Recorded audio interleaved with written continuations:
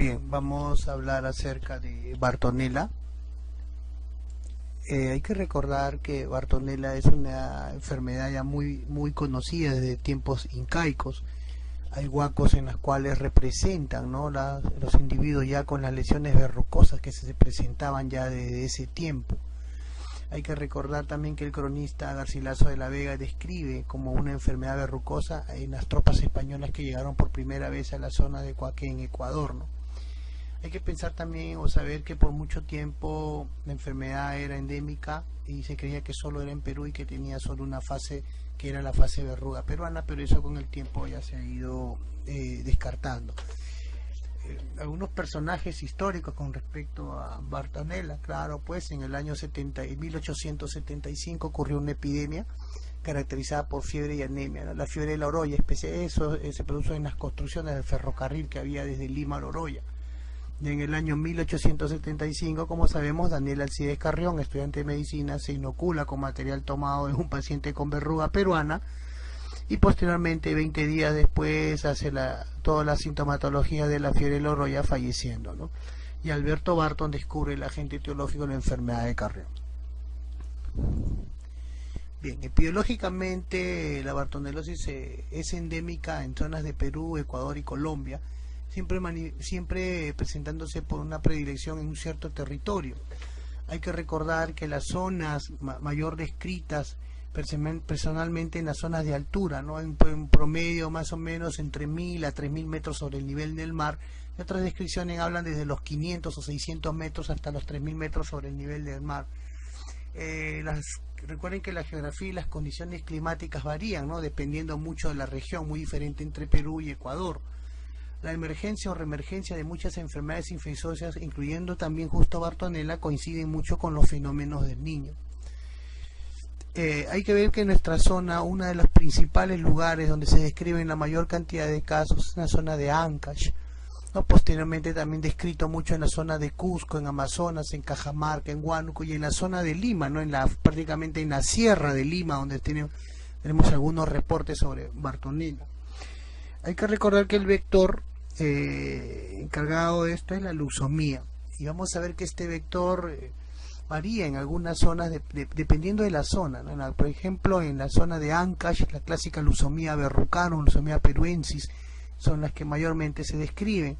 En Amazonas tenemos la leucemia robusta, en Cajamarca también la leucemia robusta, en Cusco la leucemia peruensis, en Huancavelica leucemia verrucarum, en Piura leucemia verrucarum y en Lima también, en nuestra sierra, transmitida por la leucemia verrucarum, pero también por la leucemia peruensis. El clásico vector conocido de Bartonella es la leucemia verrucarum. Bien, hay 21 tipos de Bartonellas, 8 son patógenos para el ser humano. Bueno, recordemos algunas importantes.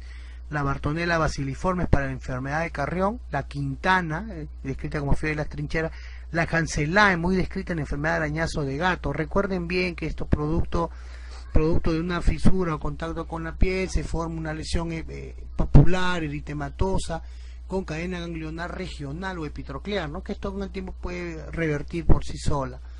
La Bartonella lecitabetae, la Granjani, Pinzoni, etc. Muy bien. Bartonella es un bacilo gram negativo, pleomórfico, intracelular aerobio. Es intracelular de las células endoteliales y de los glóbulos rojos. Estas se tiñen muy bien con el color rojo con yensa y pueden ser cultivadas en muestras de sangre y también pueden ser aisladas en biopsias. Y ahora sí, hablando en cuanto al cuadro clínico, desde la infección subclínica hasta una enfermedad aguda fulminante con hemólisis severa o desarrollo insidioso de tumores vasculares de piel.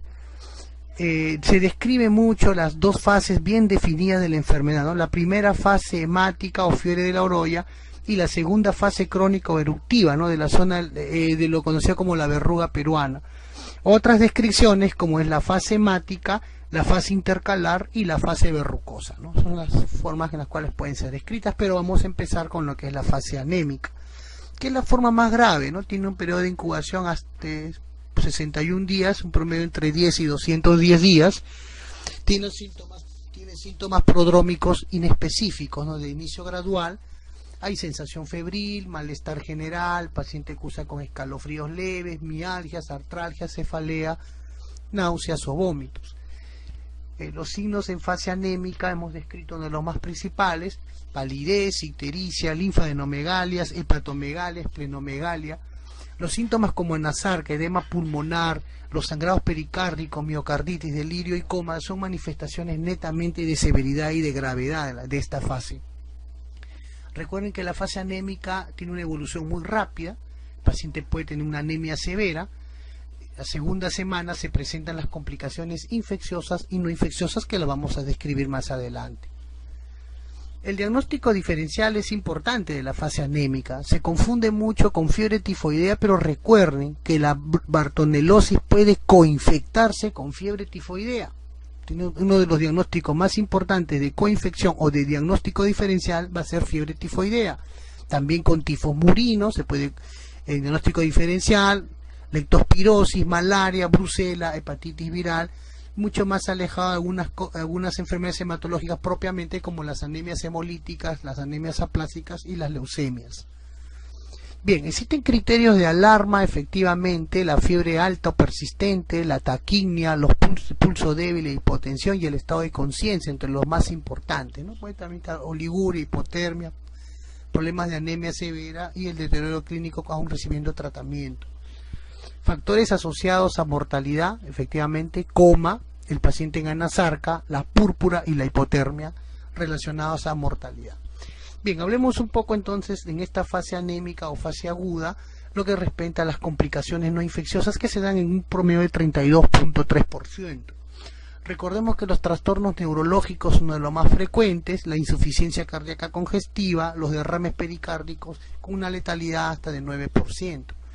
Dentro de las complicaciones respiratorias, los cuadros bronquiales asociados, las neumonías, las insuficiencias respiratorias, los síndromes de estrés, neumonías intersticiales. Recordemos que en las complicaciones cardiovasculares, las más importantes, los pacientes presentan con disnea de esfuerzo, tos, palpitaciones, soplo, que pueden estar asociados a la falla cardíaca producto de la gran anemia que pueden presentar. Los derrames pericárdicos bien descritos, hipotensión ortostática, hipotensión severa con crépitos pulmonares producto de la falla cardíaca, edemas, reflujos hepatoyugulares, cardiomegalia, derrame pleural, edema agudo pulmonar dentro de las complicaciones. Bien, dentro de las complicaciones hematológicas se reportan la palidez marcada, la anemia severa, las púrpuras y las plaquetopenias menores a 10.000, ¿no? También te pueden presentar cuadros de anemia hemolítica con test de Kunz negativo. Dentro de las complicaciones gastrointestinales, dolor abdominal, coluria, vómitos y diarreas, entre las principales manifestaciones clínicas, y también como la ictericia o la anemia hemolítica con hiperbilirrubinemia a predominio indirecto. Bien, según Maguiña, en los casos que él ha podido reportar, dentro de las complicaciones neurológicas, la somnolencia, el Babinski, la presencia de Babinski bilateral, las convulsiones y coma son las manifestaciones neurológicas que indican severidad y las que se presentan por lo general en el punto de vista neurológico en esta enfermedad de Carrión. Según las complicaciones infecciosas, ya no hablemos de las no infecciosas, sino las infecciosas. Y dentro de estas, bueno, según Maguiña se reporta hasta un 36%, con una letalidad de 16%, y dentro de las causas bacterianas vamos a tener la salmonela, como hablamos, como coinfección, tenemos Shigella, tenemos enterobacterias, estafilococos, Klebsiella, asociado también a tuberculosis, a leptospira, sepsis, producto de sepsis por cualquiera de estos gérmenes, o las bronconeumonías e infecciones urinarias. Las complicaciones virales asociadas a herpes y hepatitis post transfusión por lo general, parasitarias con toxoplasmosis, neumocistosis y por malaria, ¿no? Especialmente en las zonas de Cajamarca y Ancash, que tienen epidemiología para ambas enfermedades, o micosis profunda con histoplasmosis diseminada. Bien, recuerden que si la paciente es una mujer embarazada, puede presentar también una serie de complicaciones, entre ellas el aborto, el óbito fetal, ¿no? Los partos prematuros. La muerte materna muerte materna, y también se postula la transmisión transplacentaria hacia el recién nacido, ¿no? Con una letalidad hasta del 25%. En el periodo intercalar, que algunos lo describen de unas 3 semanas, no hay síntomas, no hay fiebre, pero da paso a la fase eruptiva. Y esta tiene una baja letalidad. En reportes se ha visto muchos casos en la zona de Callejón de Huaylas y también descritos en el Ecuador.